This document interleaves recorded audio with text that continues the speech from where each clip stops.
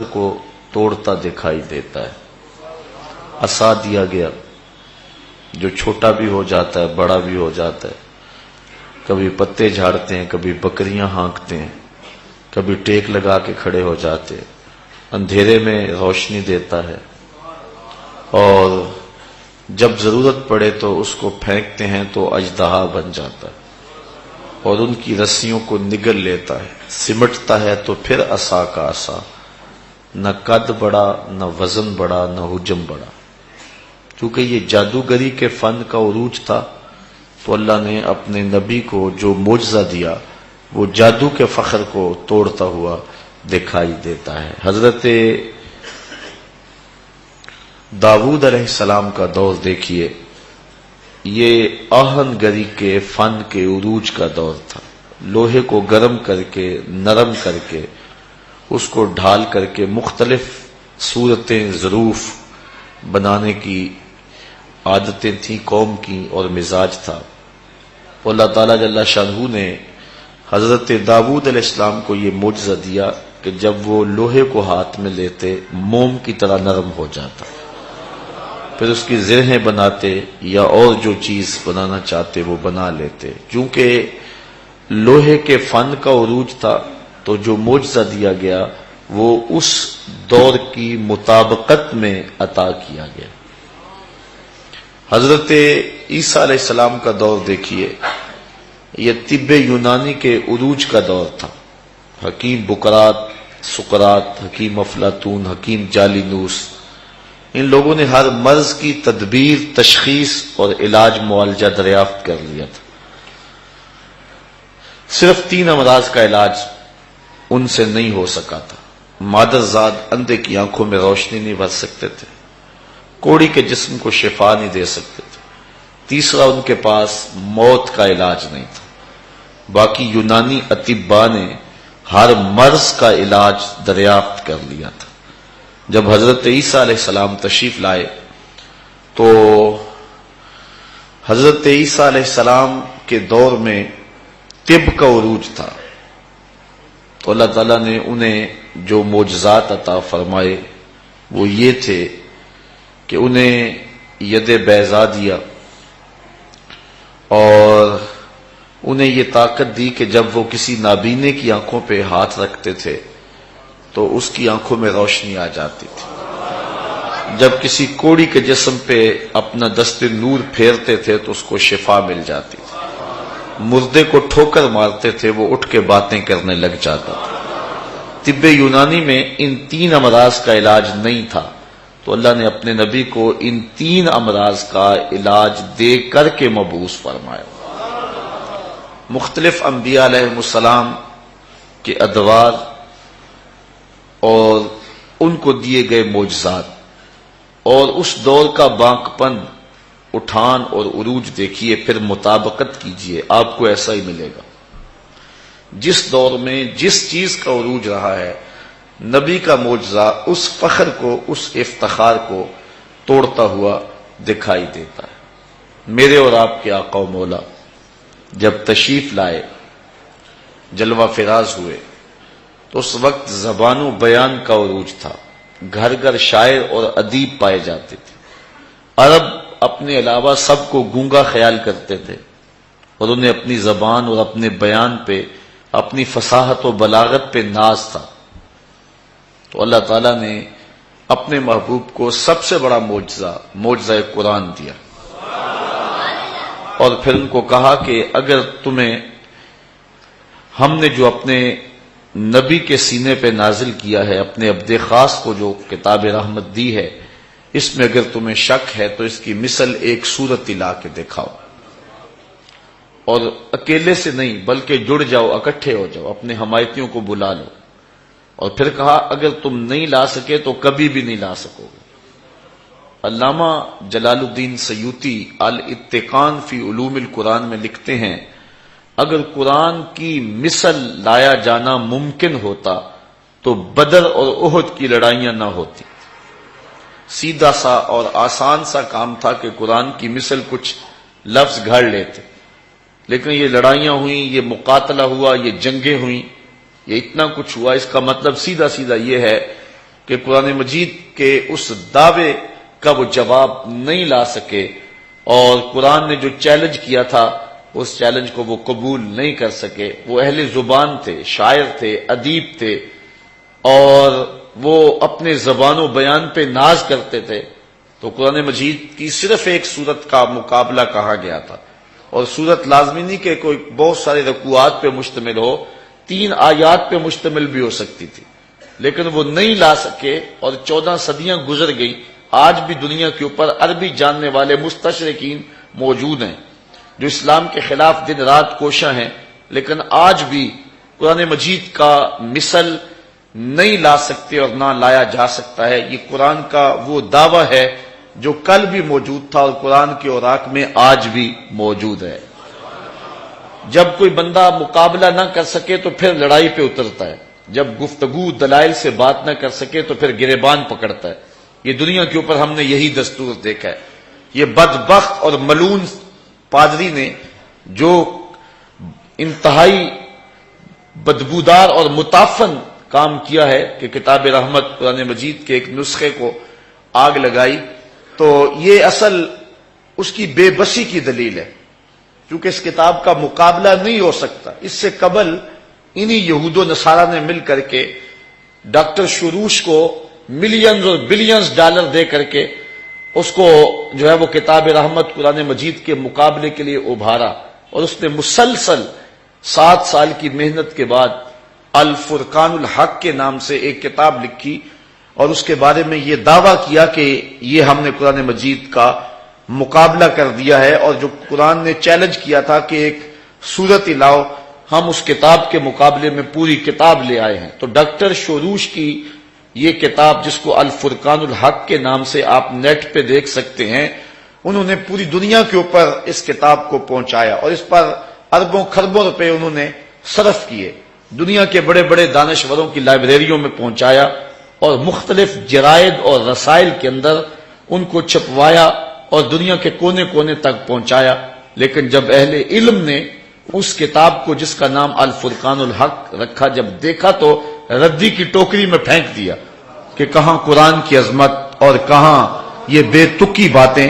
قرآن کا مقابلہ نہیں ہو سکا، اور دنیا کے جتنے بھی دانشور تھے انہوں نے اس کتاب رحمت قرآن مجید کی عظمت کو بیان کیا، اور اس فرقان حق کو جو خرافات کا مجموعہ تھی اور بہت جگہ پہ قرآن مجید کے الفاظ کا چربا کیا گیا تھا، اس کو رد کر دیا گیا۔ مغرب آئے دن اس طرح کے مکروہ افعال کا ارتکاب کر کے وہ کیا چاہتا ہے؟ آزادی اظہار کے نام سے جو تماشا کیا جاتا ہے، ابھی حال ہی کے اندر کسی نے اوباما کو بن مانس کی اولاد کہہ دیا، تو وہاں شور مچا ہوا ہے۔ آپ اخبارات میں دیکھ رہے ہیں کہ وہاں شور مچا ہوا ہے کہ وہ شخص جس نے یہ بات کہی ہے وہ مستعفی ہو جائے۔ اس نے اوباما کی آبرو پہ حملہ کر دیا اور اس کو بن مانس کی اولاد کہہ دیا۔ اور ذرا غور کیجئے تو یہ جو مغرب کے لوگ ہیں، ان کا نسب تو ویسے معلوم ہے ہی نہیں، یہ مجہول النسب ہیں، اور ان کو یہ اگر بات کہہ دی تو برا مان گئے۔ تو اگر ہمارے آقا کی توہین ہوتی ہے تو ہم اگر جذبات کا اظہار کرتے ہیں تو ہمیں تانا دیا جاتا ہے کہ تم جو ہے وہ آزادی اظہار پر قدغن لگانے کی کوشش کرتے ہو، لیکن شاید مغرب بھول گیا ہے، لوگ تو آکسیجن سے سانس لیتے ہیں، لیکن جو حضور کے غلام مسلمان ہیں وہ عشق رسول سے سانس لیتے ہیں، ان کا جینا مرنا حضور کے نام ہے، اور وہ یہ گوارا نہیں کرتے، اور وہ اس بات کو برداشت نہیں کر سکتے کہ کوئی ہمارے پیغمبر کی توہین کرے۔ تو اس وقت پوری دنیا کے اوپر ایک کھیل کھیلا جا رہا ہے، اور اس میں مسلمانوں کے جذبات کو مردہ کرنے کی کوشش کی جا رہی ہے۔ اور میں یہ جب ناموس رسالت کے حوالے سے یہاں گفتگو ہوئی تھی، آپ کو شاید یاد ہوگا، میں نے کہا تھا کہ ہمارے مفکرین اس حوالے سے پریشان بھی ہیں، چونکہ ایک بات کو جب بار بار کیا جائے تو پھر احتجاج کا وہ زور باقی نہیں رہتا، اس لیے وہ بار بار چرکے لگا کر کے ہماری غیرت کی اس چنگاری کو جو ہے وہ بجھا دینا چاہتے ہیں۔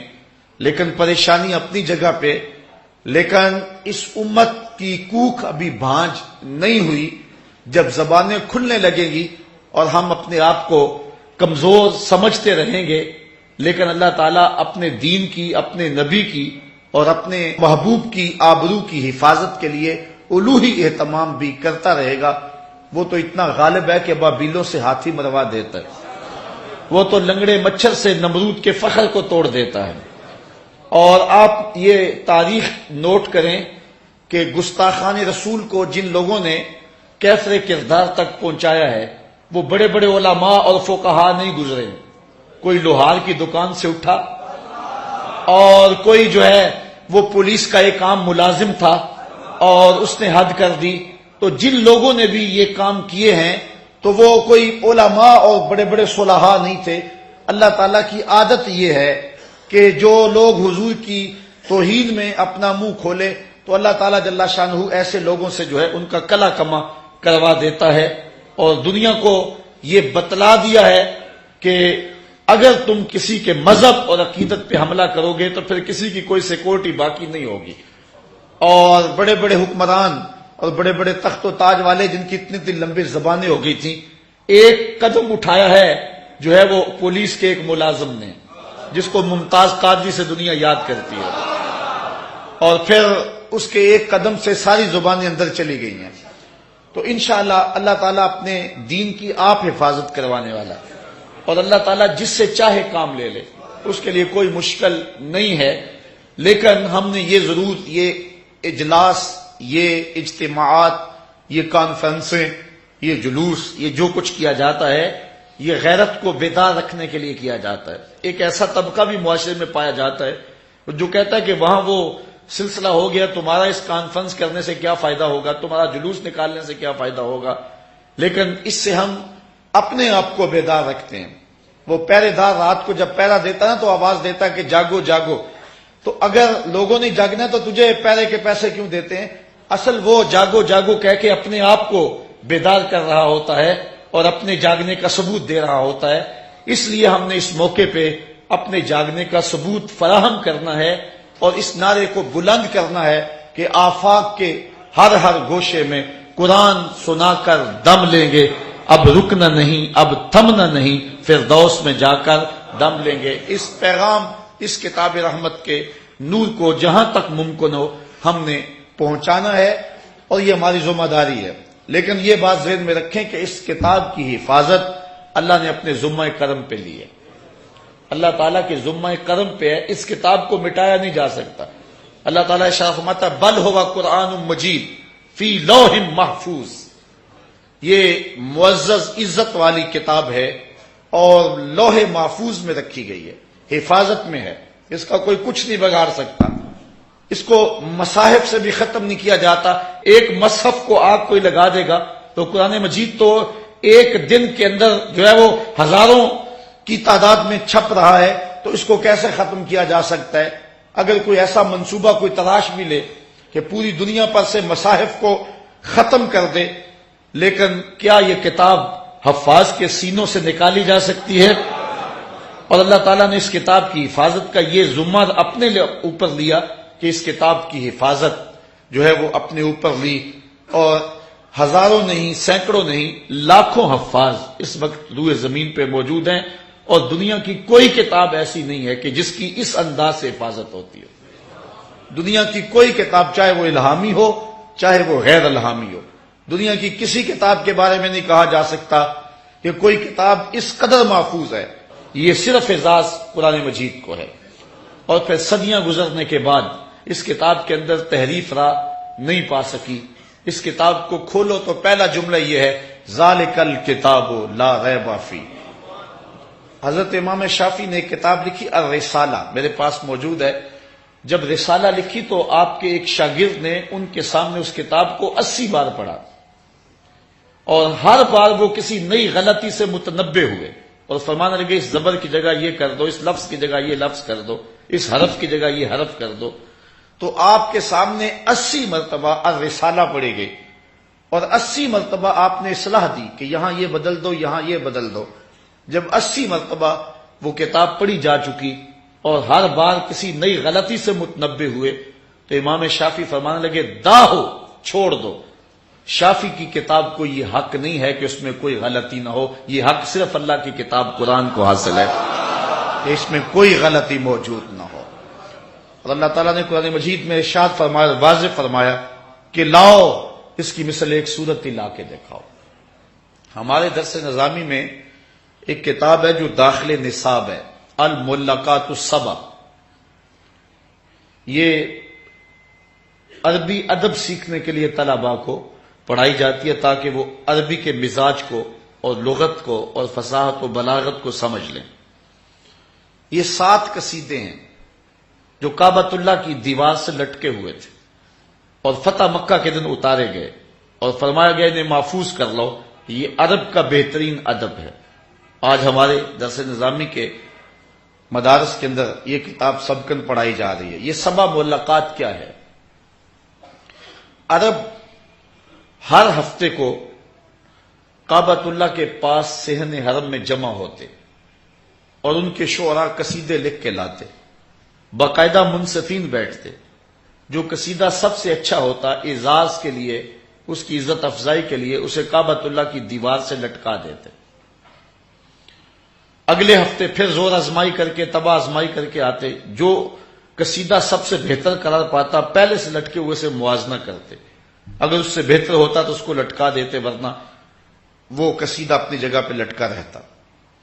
اس طرح کعبۃ اللہ کی دیوار سے 7 قصیدے لٹکائے جا چکے تھے کہ حضور کے سینے پہ سورۃ الکوثر نازل ہو گئی۔ صحابہ نے عرض کی حضور آج جب وہ قصائد لے کے آئیں ہمیں اجازت ہے ہم سورہ کوثر پیش کر دیں؟ حضور نے فرمایا ٹھیک ہے کر دینا۔ تو جب وہ قصائد لے کر کے آئے اور انہوں نے پڑھا، داد وصول کی، منصفین نے فیصلہ دیا کہ یہ قصیدہ سب سے اچھا ہے، تو مسلمانوں نے سورۃ الکوثر کو پیش کر دیا۔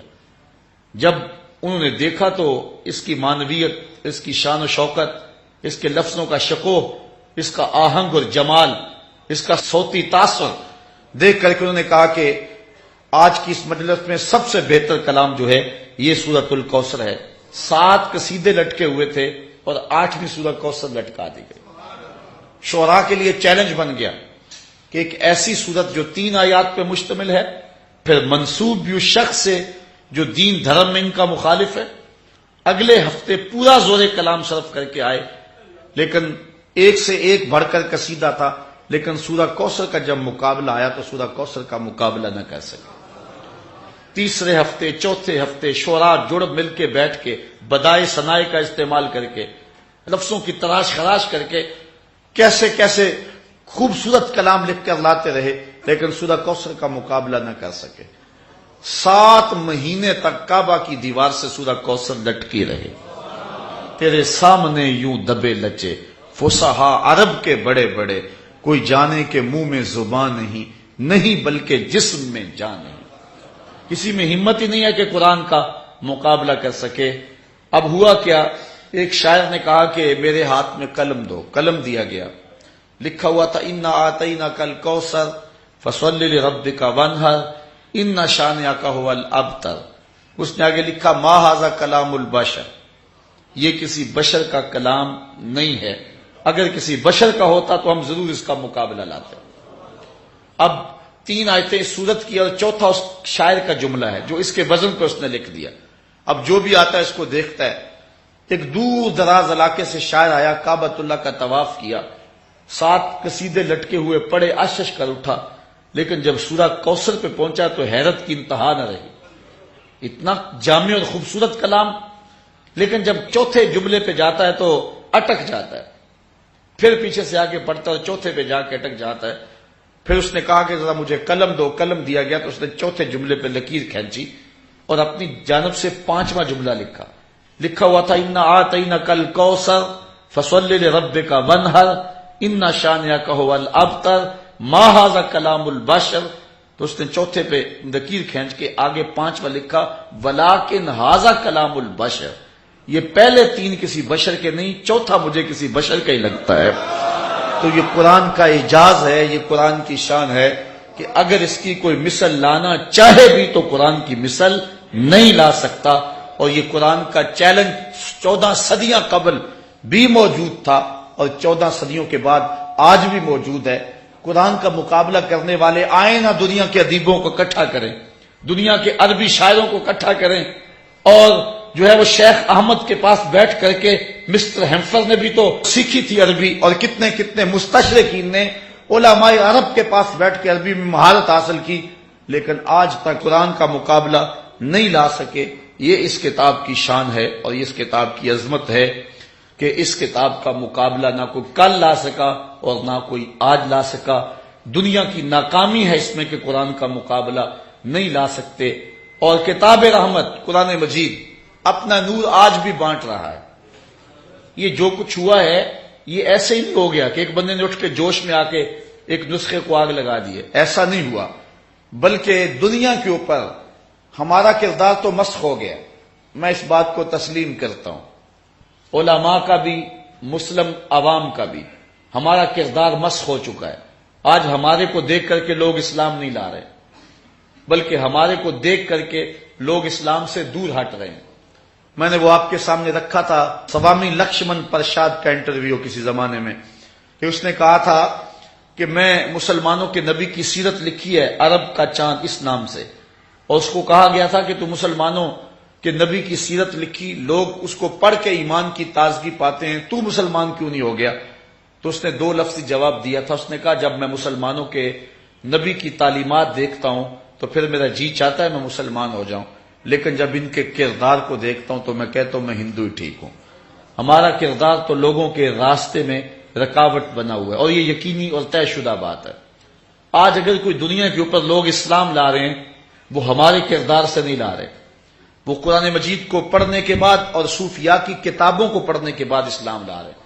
امام غزالی کو پڑھ رہے ہیں، شیخ ابو طالب مکی کو پڑھ رہے ہیں، ان لوگوں کو پڑھ کے وہ اسلام لا رہے ہیں اور قرآن مجید کو ڈائریکٹ پڑھ رہے ہیں، اور اس سے ان کو فیض مل رہا ہے۔ 9/11 کے واقعہ کے بعد امریکہ کے بک سٹالوں پہ سب سے زیادہ فروخت ہونے والی کتاب قرآن مجید ہے۔ اب مغرب کے جو ہے وہ بنیاد پرست لوگ ہیں وہ گھبرا گئے کہ اب اس اسلام کی بڑھتی ہوئی طاقت کو روکا نہیں جا سکتا، چونکہ یہ قرآن ہمارے نبی کا زندہ معجزہ ہے۔ اقبال علیہ رحمہ نے کہا تھا کتاب زندہ قرآن حکیم حکمت او لا یزالستو قدیم۔ اقبال کہتا ہے کہ یہ کتاب زندہ ہے، یہ ہمیشہ زندگی بانٹے گی، جب امت مردہ بھی ہو جائے گی یہ کتاب پھر بھی زندہ ہوگی۔ اور آج امت کا حال واقعی ایسا ہے، اگر باتیں تلخ نہ ہوں تو کروں، اگر آپ شکوہ نہ کریں تو دو چار باتیں میں آپ سے کرنا چاہتا ہوں۔ آج جو ہماری حالت ہے وہ بڑی ناگفتہ بے ہے۔ میں آپ سے ایک سوال پوچھنا چاہتا ہوں کہ ہم پاکستان اور انڈیا کے اس میچ ہار گئے، بڑا دکھ ہوا، مجھے بھی ہوا، آپ کو بھی ہوا۔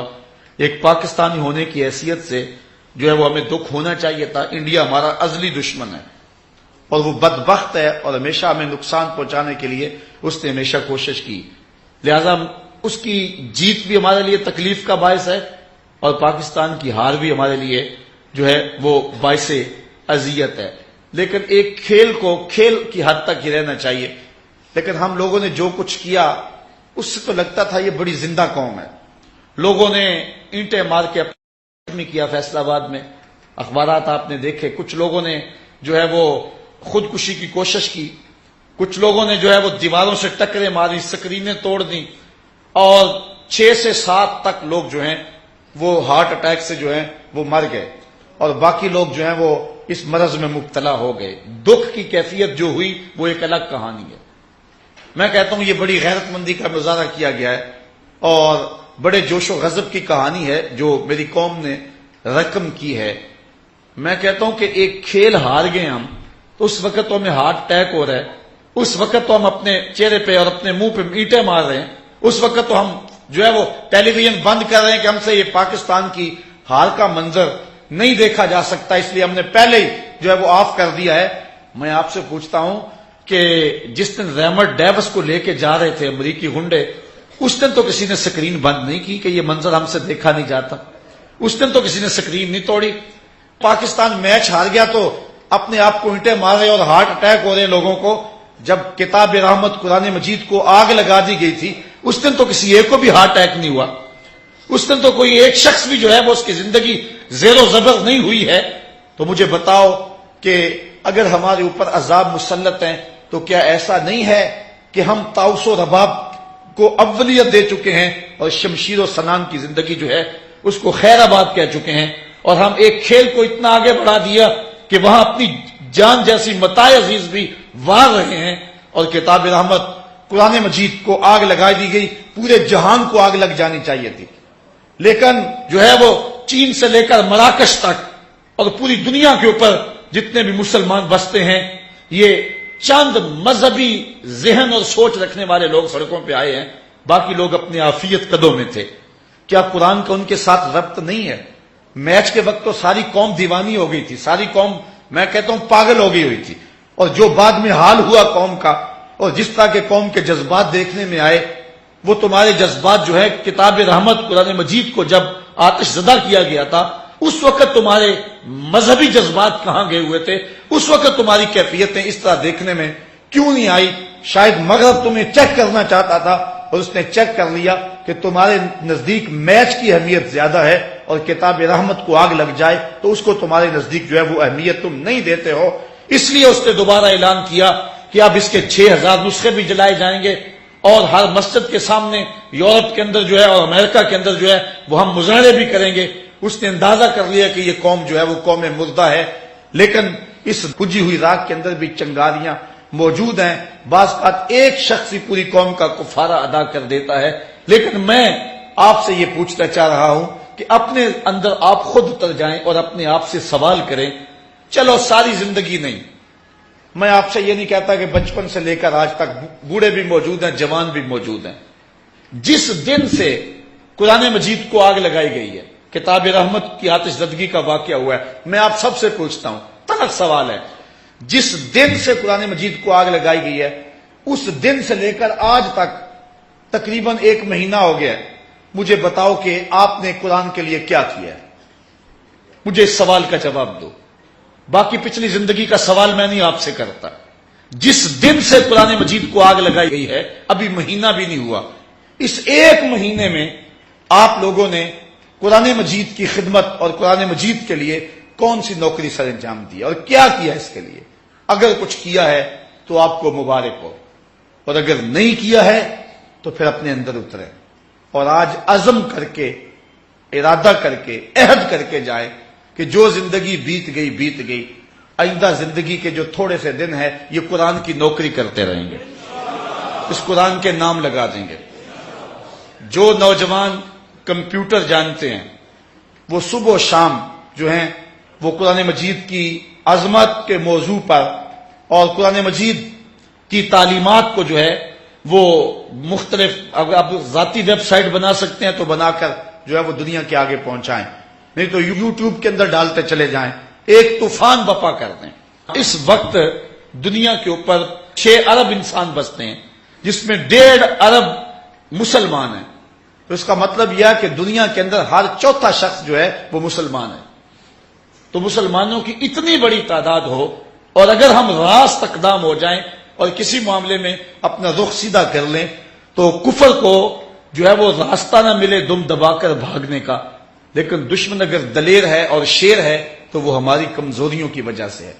ہم نے کبھی شعوری طور پہ بھی کچھ نہیں کیا ہے، یہ زمانہ جو ہے وہ میڈیا کا دور ہے، اس لیے ہم نے اس حوالے سے اپنے کردار کو، یہ مؤثر ترین کردار ہے، جب تلوار اٹھانے کا اور جب وہ حالات آئیں گے تو اس کے لیے بھی ہم نے عملی طور پہ تیار رہنا ہے، لیکن سر دست جو ہے وہ ہم اپنے ملک کے اندر ایسا اگر کوئی عمل کرتے ہیں تو وہ خانہ جنگی کی طرف بڑھ جائے گا، اس لیے ہم اس وقت کے انتظار میں ہیں کہ جب صالح حکمران کا سایہ ہمارے اوپر آئے اور پھر امت مسلمہ کا جو قائد ہے وہ جہاد کا اعلان کرے، اور پھر جب وہ اعلان ہوگا، یہ میں آپ کو خوشخبری دیتا ہوں، یہ اعلان پاکستان سے ہوگا۔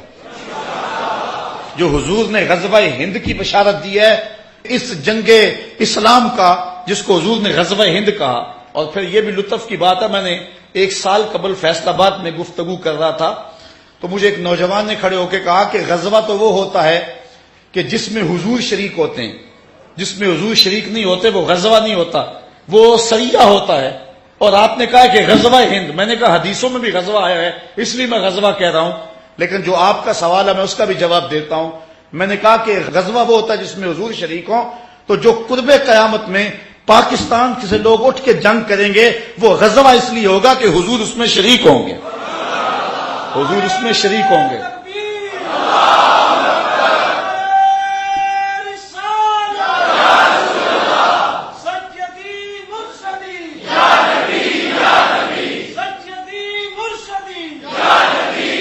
پاکستان کی روحانی ڈائری دیکھیں، جب 65 کی جنگ لگی ہے تو وہ خدام جو حضور کے روضہ کے آس پاس جھاڑو دیتے ہیں، ان میں سے کچھ لوگ سوئے تو انہوں نے خواب دیکھا کہ حضور 5 اصحاب کے روضہ انور سے نکل رہے ہیں اور حضور نے جنگی لباس پہنا ہوا ہے اور اسلحے پہنے ہوئے۔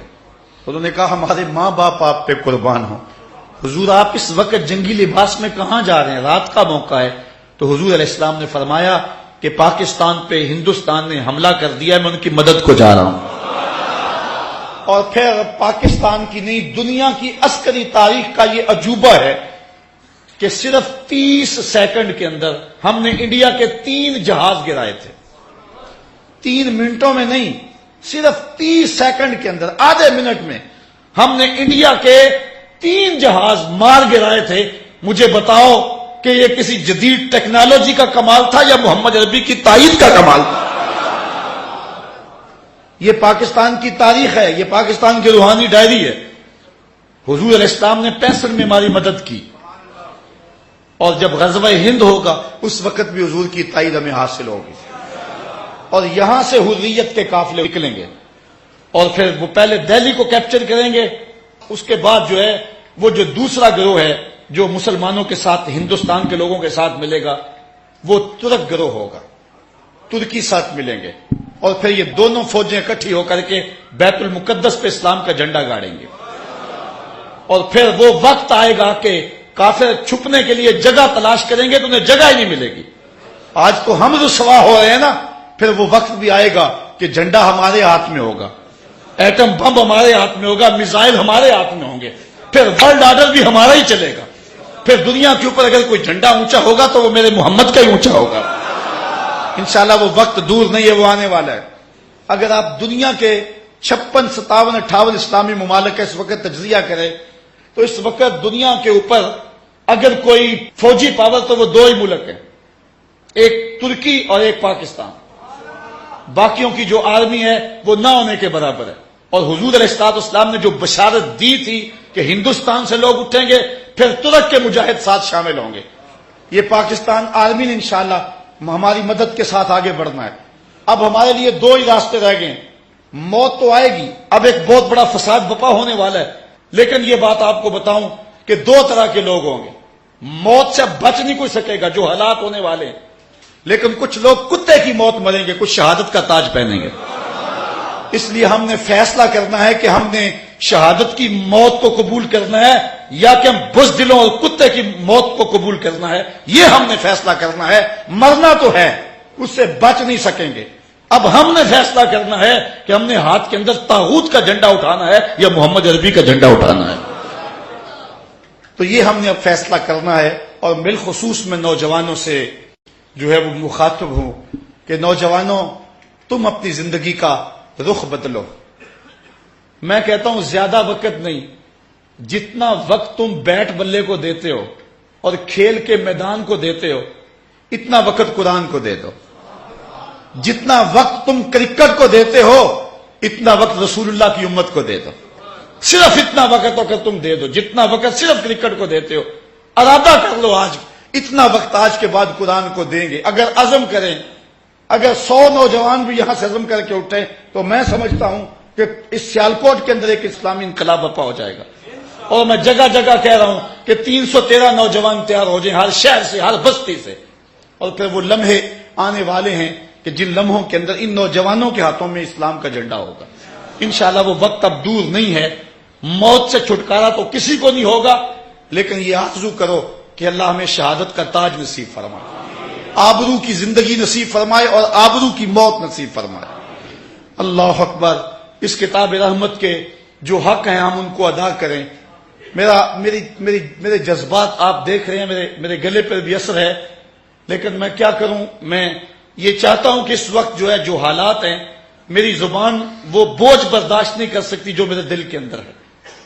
میرا جی چاہتا ہے کہ میں چوکوں اور بازاروں میں جا کے چیخوں اور شور کو وہ ایک ہنگامہ کھڑا کر دوں اور دنیا اکٹھی ہو. تم کو کہوں کہ ایک مجذوب کی آواز سن لو, ایک پاگل کی صدا سن لو, شاید کہ تمہیں یہ دوبارہ کوئی بتانے والا نہ ہو. آؤ اٹھو, قرآن کا پرچم تھام لو. یہ تمہیں موقع تقدیر نے ایک بار اور دیا ہے. قدرت بار بار موقع نہیں دیا کرتی, یہ تمہیں موقع دیا ہے. اور اتنا بڑا حادثہ ہوا ہے قرآن مجید کی آتش زدگی کا کہ امت مسلمہ کے لیے اس سے بڑا کوئی حادثہ اور کیا ہو سکتا ہے. لیکن اب بھی اگر نہ اٹھے تو شاید ہمیں تاریخ معاف نہ کرے. اللہ تعالیٰ جل شانہ ہمیں کتاب رحمت کی نوکری کی توفیق نصیب فرمائے. اس کتاب رحمت قرآن مجید کے ہمارے ذمے جو ہیں وہ 6 حق ہیں جن کو ہم نے ادا کرنا ہے. پہلا حق اس کتاب کا کہ اس کو اللہ کی کتاب مانا جائے, اور یہ غیر مخلوق ہے, مخلوق نہیں ہے. اب اس وقت مجھے امام احمد بن حنبل یاد آئے. اس کتاب رحمت پر پہلے بھی حملے ہوتے رہے ہیں, چونکہ امت مسلمہ کا اثاثہ یہ کتاب ہے. اقبال کہتا ہے گر تو می خواہی مسلمہ زیستن, نیست ممکن جز بقرآن زیستن. اگر تو مومن بن کے جینا چاہتا ہے تو قرآن کے بغیر تو جی نہیں سکتا ہے. یہ امت مسلمہ کا نصاب ہے. نصاب امت مسلمہ کا مرکز بیت اللہ اور گنبد خضرا ہے, اور ان کا نصاب قرآن مجید ہے. میر کارواں حضور ہیں. اس لیے ہدایت کے ان چشموں کو اوباما نے کہا تھا کہ ہم جو ہے وہ مکے اور مدینے 2 بستیوں کو مٹا دیں تو دنیا پر امن قائم ہو سکتا ہے. دوسرا حملہ خاکوں کے ذریعے انہوں نے حضور کی ذات پہ کیا تھا, اور تیسرا حملہ اب انہوں نے قرآن مجید پہ کیا ہے. اور یہی ہمارے مراکز ہیں. کعبۃ اللہ, گنبد خضرا, یہ ہمارے مراکز ہیں. اور حضور ہمارے میر کارواں, میر کارواں ہے میر حجاز اپنا. اس نام سے باقی ہے آرام جہاں ہمارا, چین و عرب ہمارا, ہندوستان ہمارا, مسلم ہیں ہم, وطن ہے سارا جہاں ہمارا. تو حضور ہمارے میر کارواں ہیں. ان پر حملہ کیا گیا, ہمارے ان مراکز پہ حملہ کیا گیا, اب قرآن مجید پہ حملہ کیا. یہ جو کچھ کیا جا رہا ہے یہ ایک منصوبہ بندی کے تحت کیا جا رہا ہے, اور اس میں جو ہے وہ یہود و نصارہ کی ایک باقاعدہ جو ہے وہ ان کا تھنک ٹینک کام کر رہے ہیں کہ اس وقت مسلمانوں کے خلاف ہم نے کیا کرنا ہے اور اگلی پلاننگ ہماری کیا ہوگی. اس کے مقابلے میں ہمارے تھنک ٹینک موجود نہیں ہیں, لیکن جہاں جہاں جس کو اللہ تعالیٰ نے دل کا درد دیا ہے وہ اپنی توفیق کے مطابق کر رہا ہے. اللہ تعالیٰ کی بارگاہ میں یہ دعا مانگیں کہ اللہ ایسے اسباب پیدا کرے کہ غیرت مند حکمران آئے اور پھر امت کے لیے کوئی لاہ عمل تیار کیا جائے. ورنہ وہ اقبال نے کہا تھا چمن میں رخت گل شبنم سے تر ہے, سمن ہے سبزہ ہے باد سحر ہے, مگر ہنگامہ ہو سکتا نہیں گرم, یہاں کا لالا بے سوز جگر ہے. اللہ امت کو کوئی قیادت صلاح الدین ایوبی جیسی عطا فرما. تو بات کر رہا تھا کہ اس کتاب رحمت پر پہلے بھی حملے ہوئے. سب سے پہلا حملہ معتزلہ نے کیا. انہوں نے کہا یہ قرآن مخلوق ہے. تو حضرت امام احمد بن حنبل نے کہا کہ یہ خالق کا کلام ہے اور یہ غیر مخلوق ہے. اس جرم کی پاداش میں چونکہ وقت کے حکمران بھی معتزلہ کے ہم نوا ہو گئے, اور امام احمد بن حنبل کو اس جرم کی پاداش میں پکڑا گیا. جب امام کو جیل میں لے جایا گیا تو کالا کالا رسول اللہ کے ماحول میں پلنے والا امام, انہوں نے کبھی کوڑے تو کھائے نہیں تھے, لیکن جب جیل میں جا کے امام کو کوڑے مارے جاتے نا تو امام آگے سے کہتے اللہم اغفر لابن الحیثم, اے اللہ ابن حیثم کی مغفرت کر دے. جلاد نے روک کے پوچھا کہ حضرت یہ ابن حیثم تو عرب کا مشہور ڈاکو ہے, تو آپ اس ڈاکو کے لیے دعائیں مانگ رہے ہیں؟ جب بھی کوڑا لگتا آپ کہتے اللہم اغفر لابن الحیثم, اے اللہ ابن حیثم کی مغفرت کر دے. تو لوگوں نے کہا کہ ابن حیثم تو ڈاکو ہے اور آپ اس ڈاکو کے لیے بخشش کی دعائیں مانگ رہے ہیں. تو حضرت امام احمد بن حنبل کا جملہ سنیے. امام احمد بن حنبل فرمانے لگے ہے ڈاکو لیکن بات بڑی پتے کی کر گیا. کہا کیا ہوا؟ کہا جب میں جیل میں آ رہا تھا تو یہ سزا بھگت کے جیل سے واپس جا رہا تھا تو دروازے پر ملاقات ہو گئی, تو مجھے دیکھ کے حیران ہو گیا. کہنے لگا حضرت آپ جیل میں آ رہے ہیں؟ میں نے کہا کہ مسئلہ خلق قرآن میں جیل میں آ رہا ہوں کہ حکمرانوں کا مزاج معتزلہ کے مطابق ہے کہ قرآن مخلوق ہے, اور میں کہتا ہوں مخلوق نہیں ہے بلکہ غیر مخلوق ہے. اس جرم میں مجھے پکڑا اور مجھے جیل میں ڈال رہے ہیں. تو ابن الحسم کہنے لگا کہ میں 100ویں مرتبہ کوڑے کھا کے واپس جا رہا ہوں، ہر بار ڈاکہ کرتا ہوں اور میں اس دھرتی کے اوپر شیطان کا نمائندہ ہوں، 100ویں مرتبہ سزا بھگت کے واپس جا رہا ہوں اور اپنا کام جا کے پھر بھی نہیں چھوڑوں گا۔ مجھے کہنے لگا اے احمد بن حنبل، میں تو شیطان کا نمائندہ ہوں اور میں شیطان کی کانڈ نہیں لگنے دی، اور تم تو رحمان کے نمائندے ہو، کہیں ایسا نہ ہونا کہ کوڑوں کی ضرب سے بھاگ جاؤ اور اپنے موقف سے دستبردار ہو جاؤ۔ کہتے ہیں کوڑوں کی ضرب تو بڑی ہے، لیکن جب کوڑا میرے بدن پہ لگتا ہے تو مجھے اس کا جملہ یاد آ جاتا ہے اور میرے میں حوصلہ پیدا ہو جاتا ہے کہ وہ شیطان کا نمائندہ ہو کے شیطان کی پشت نہیں لگنے دی اس نے، میں تو رحمان کا رہندہ ہوں، تو اسلام کا جھنڈا کیسے نیچا ہونے دوں گا؟ تو پہلا حق اس کتاب رحمت قرآن مجید کا ہے کہ اس کو مانا جائے کہ یہ اللہ کی کتاب ہے۔ تلاوت یہ دوسرا حق ہے۔ سیارہ ڈائجسٹ چھپا تھا، اس کا قرآن نمبر، اس میں ایک واقعہ لکھا تھا، ہندوستان کے کسی مسلمان قبرستان میں تقسیم ہند سے قبل قبرستان میں قبر کھودتے کھودتے 7 والی قبر کی اینٹ گر گئی۔ جب اینٹ گری تو قبر کا جو مدفون تھا اس کا کفن بھی میلا نہیں ہوا تھا، بلکہ ایک تازہ پھول اگا ہوا تھا اور گلاب کی مہک پوری لاحد میں تھی اور وہ اس کے نتنوں کے قریب خوشبو دے رہا تھا۔ لوگوں نے اینٹ واپس کر دی، لگا دی، تدفین کر کے اس شخص کی جستجو میں نکلے کہ یہ کون سا شخص ہے، کوئی اللہ کا ولی ہے، کوئی نیک شخص ہے۔ چلتے چلتے ایک بوڑھی عورت کے گھر تک ان کی رسائی ہوئی جو اس کی بیوہ تھی اور ابھی موجود تھی۔ جا کر کے پوچھا کہ ہم نے تیرے شوہر کی قبر کے اندر اسے دیکھا ہے کہ اس کا کفن بھی میلا نہیں ہوا اور تازہ گلاب کا پھول جو ہے اس کی قبر میں کھلا ہوا ہے، تو بتانا وہ کون سا نیک عمل کرتی تھی تاکہ ہمیں پتہ چلے۔ تو اس نے کہا کہ مجھے تو کوئی یاد نہیں کہ اس کو خاص نیک عمل تھا، اس کا عام سادہ سا مسلمان تھا، 5 ٹائم نماز پڑھ لیتا تھا، بس کوئی خاص عمل میری نظر میں تو نہیں۔ ہاں یاد آیا قرآن مجید پڑھا ہوا نہیں تھا، لیکن قرآن سے پیار بڑا کرتا تھا۔ جب لوگ صبح کے وقت قرآن لے کے بیٹھ جاتے اس کو بڑا دکھ ہوتا کہ میں بوڑھا ہو گیا اور قرآن نہیں پڑھ سکا، تو پھر وہ ایسے کرتا کہ طاق سے قرآن مجید کو نکالتا، اتار کر کے کھولتا اور قرآن کو کھول کر کے ایک ایک سطر پہ انگلی رکھتا اور کہتا کہ یہ بھی اللہ کا کلام ہے، یہ بھی سچ ہے، یہ بھی میرے رب کا کلام ہے، یہ بھی سچ ہے، یہ بھی میرے رب کا فرمان ہے، مجھے نہیں پتا کیا ہے لیکن ہے یہ بھی سچ۔ وہ کہتا ہے اس کو آدھا گھنٹہ 15 منٹ جتنی فرصت ہوتی وہ روزانہ قرآن مجید اتارتا اور ایک ایک سطر پہ انگلی پھیرتا جاتا اور کہتا جاتا یہ بھی حق ہے، یہ بھی سچ ہے، یہ بھی رب کا کلام ہے اور یہ بھی سچ ہے۔ کہا اس کا یہی عمل ہے کہ جو اس کو قبر کے اندر بہتریوں کا ذریعہ بنا۔ یار قرآن مجید کو، اللہ کی کتاب ماننے والے کو یہ اعزاز نصیب ہوتا ہے، تو بتائیے کہ جو اس کتاب کی تلاوت صحت لفظی کے ساتھ کرے اس کے درجے کتنے ہوتے ہیں۔ حضور علیہ السلام نے فرمایا جو قرآن پڑھتا ہے لیکن زبان کے اندر لکنت کی وجہ سے اس سے صحیح پڑھا نہیں جاتا اور وہ اٹک اٹک کے پڑھتا ہے، اللہ کے محبوب فرماتے ہیں اللہ اس کو پڑھنے والوں سے دگنا ثواب دیتا ہے، دوہرا ثواب اس کو عطا۔ یہ دوسرا حق ہے کہ اس کتاب کی تلاوت کی جائے۔ یہ معمول بنائیں کہ روزانہ کم از کم 2 رکوع ضرور اس کتاب رحمت کی تلاوت کریں۔ کیا اس بات کا عہد کرتے ہیں کہ 2 رکوع ضرور تلاوت کریں؟ آج گھروں میں برکت اس لیے نہیں رہی، ہمارے گھروں میں جو ہے وہ قرآن نہیں رہا۔ کبھی کسی کا فون آ جائے نا رات، یا کسی کو کام اچانک پڑ جائے، تو بعض ساتھی ایسے ہوتے ہیں کہ ان کو فون پہ بات ہوتی ہے تو وہ کہتے ہیں کہ میں جاگ ہی رہا تھا، بلکہ نیند نہیں آ رہی تھی، میں نے فلاں چینل کھولا ہوا تھا اور میں جو ہے وہ دیکھ رہا تھا، نیند نہیں نہ آ رہی تو دل بہلانے کے لیے چینل کھول لیا۔ تو میں کہا کرتا ہوں جب نیند نہیں آ رہی تم چینل کھولتے ہو، کاش کے قرآن کھول لیتے۔ چینل تمہیں سکون نہیں دیتا، تم قرآن کھولتے، قرآن کی آیتیں تمہیں نور دیتی۔ حضور نے فرمایا راتوں کو اٹھ اٹھ کے قرآن پڑھا کرو اور قرآن پڑھتے ہوئے رویا کرو۔ فَإِلَّمْ تَبْكُوا فَتَبَاكُوا، اگر رونا نہ آئے تو رونے کی کوشش کیا کرو۔ حضرت داتا صاحب سے کسی نے پوچھا اگر کوئی رونے کی کوشش کرے پھر بھی رونا نہ آئے تو آپ فرمانے لگے پھر مقدر پہ رویا کرے۔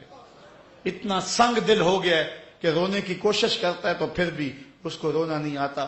فرمایا اگر اللہ سے باتیں کرنے کو جی چاہے تو قرآن کھول کے بیٹھ جایا کرو، یہ اپنے رب سے ہم کلام ہونا ہے۔ بلکہ حضور فرمایا قرآن اللہ کی وہ لٹکتی ہوئی رسی ہے جس کا ایک سرا تمہارے ہاتھ میں ہے، دوسرا سرا تمہارے رب کے ہاتھ میں ہے۔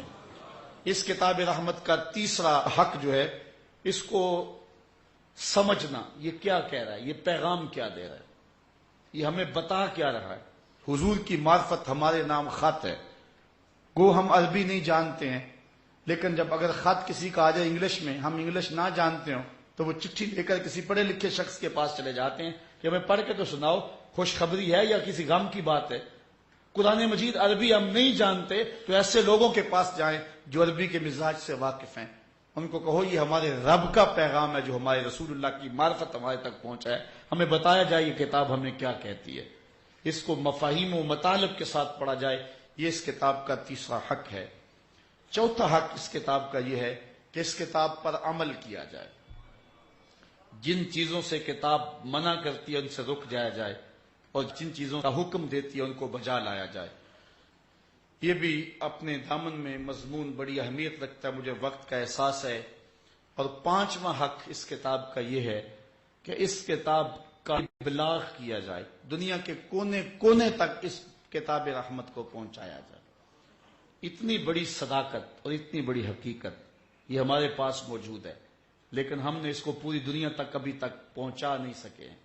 اس وقت ضرورت ہے سمر کی کہ اس کتاب کے علم کو، جھنڈے کو لے کر کے اٹھے اور دنیا کے ایک ایک گوشے تک اس کتاب رحمت کو پہنچائیں، اس کے مفاہیم کو، اس کی صداقتوں کو، اس کی سچائیوں کو، اس کے اجالوں کو دنیا کے ایک ایک کونے تک اور ایک ایک گوشے تک اس کتاب رحمت کو پہنچائیں۔ اور چھٹا حق اس کتاب کا یہ ہے کہ اگر اس کتاب کی کوئی توہین کرتا ہے تو ہم اپنی جان پہ کھیل جائیں، اس کتاب کی توہین نہ ہونے دیں۔ یہ ہماری ذمہ داری ہے اور اس کو ہم نے نبھانا ہے۔ جہاں تک ہماری پہنچ نہیں ہے وہاں تک ہم سے نہیں پوچھا جائے گا۔